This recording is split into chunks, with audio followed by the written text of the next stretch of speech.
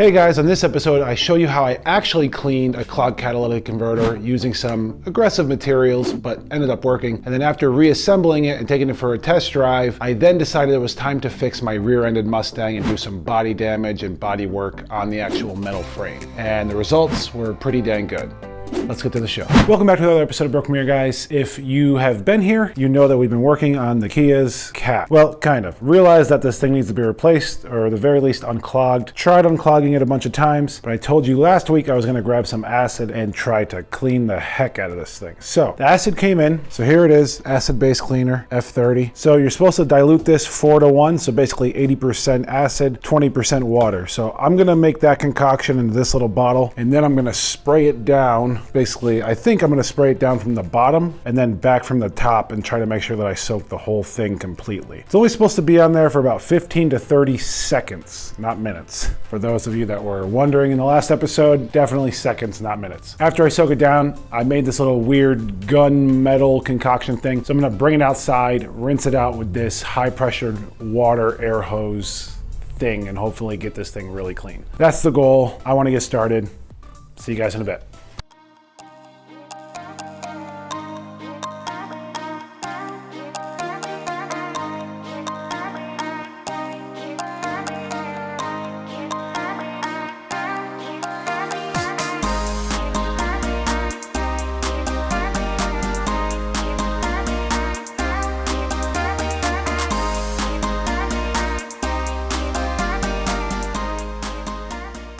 That got a little hectic for a second. I kind of forgot to do some steps, but I basically forgot to bring out the air hose and set up the water pump and the sprayer and all that. Got a little bit of stuff out the first time, and then I think I stopped recording, but I ended up repeating that process 3 or 4 times. And then by the end, there was a good chunk of stuff coming out. The good news is when I first started, the water was barely flowing through the thing. By the end, there was a nice stream going through. So that definitely means there's decent flow. I still can't see through the honeycomb, but I can't tell because there's kind of an angle on all those spots where I could possibly see it. It's kind of hard to tell if it actually is clogged anymore. Blowing everything out, it all seems to be pretty good. In fact, the acid started to eat the bottom of the cat pretty good on the honeycomb. So I'm actually a little nervous on that. So I decided to stop, figured I'd done it enough. But I'm thinking as much that came out and as much that had broken up in the flow that's going on right now, I think just starting this thing up and getting it hot is probably gonna bake off and push out the rest of the crud. That's my thought. So right now what I'd like to do is install this thing back on the car and then hopefully get it out tonight for a quick test drive. I'm gonna get after it.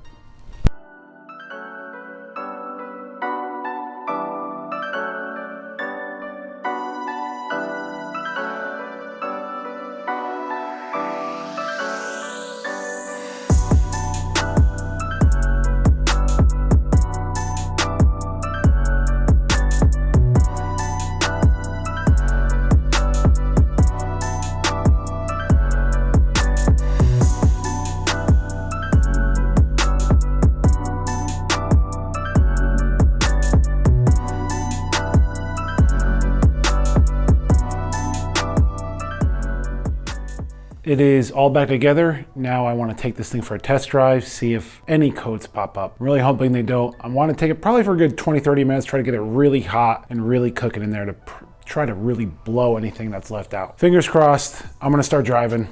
See you guys in a bit.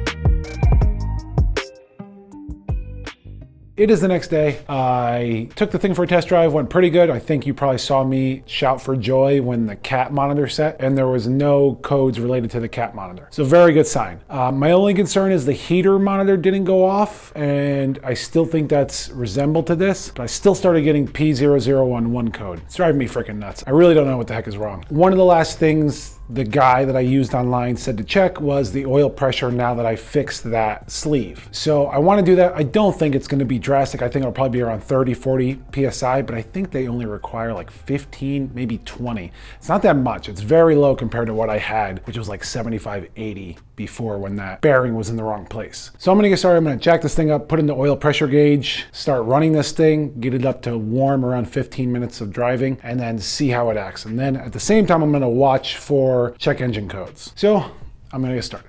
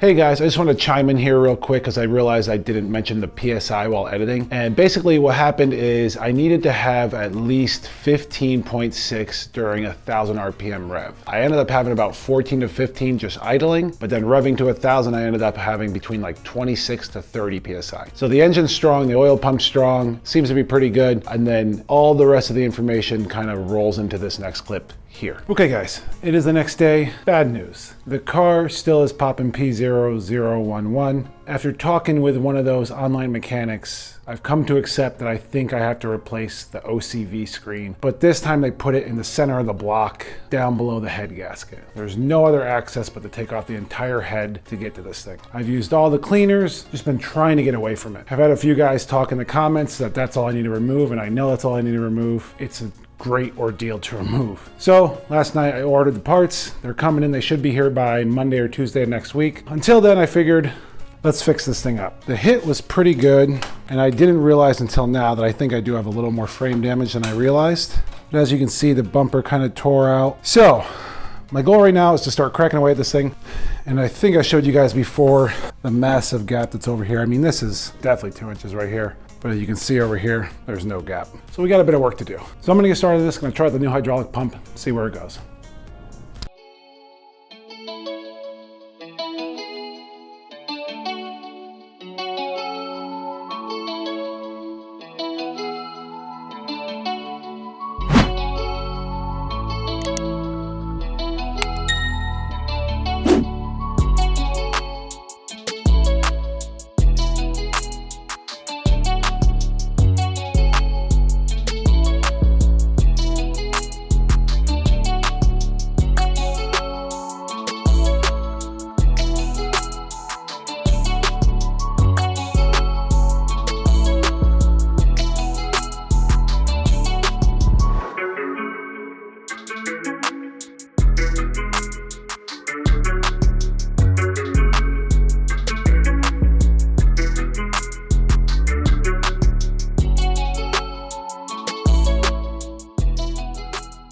It is the next day. I got a lot of the body work done. Actually pretty happy. There's some spots I want to get a little more perfect, but I know my OCD is starting to get there, and it's nothing I can really do about it just because of the position of where they are and where some of the metal is hidden. So for instance, I'll show you. I want to get more of it out here. As you see, there's a secondary layer of metal, and I don't want to crush this all up just to get an extra 1/4 inch or 1/8 of an inch out. Like this spot here, I want to get more perfect in here, but where that metal is, it's perfectly blocking it. The nice part is finally my taillight fits without the trunk hitting it. The only thing that stinks is the trunk does not line up.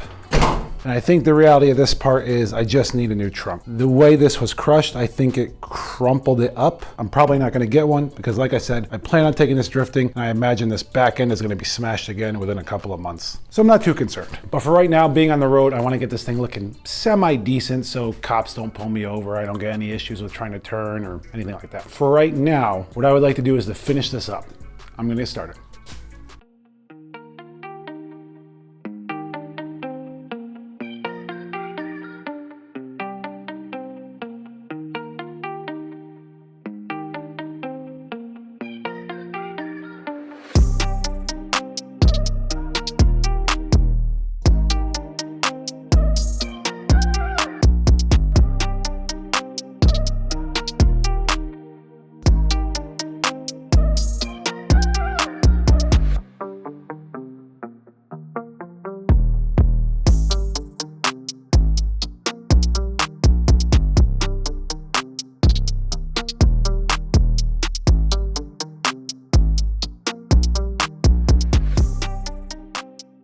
All right, guys, I believe everything is mended pretty good. All the welding went over pretty good. Pretty dang happy with it. I did have to end up flattening this back out. I didn't realize that I over pushed it out. But right now what I want to do is put the back bumper back on, put the taillights back in, put all the interior back in, just wrap this whole thing up, go take it for a drive.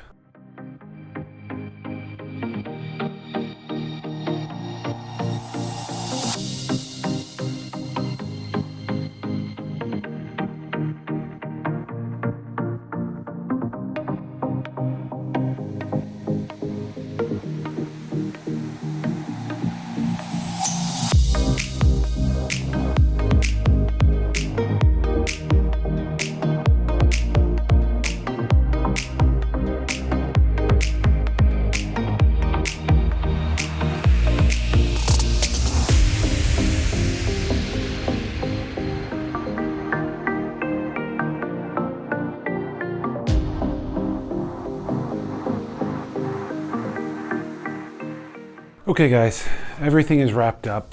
The back end came out way better than I expected. I'm very happy with it. Check it out.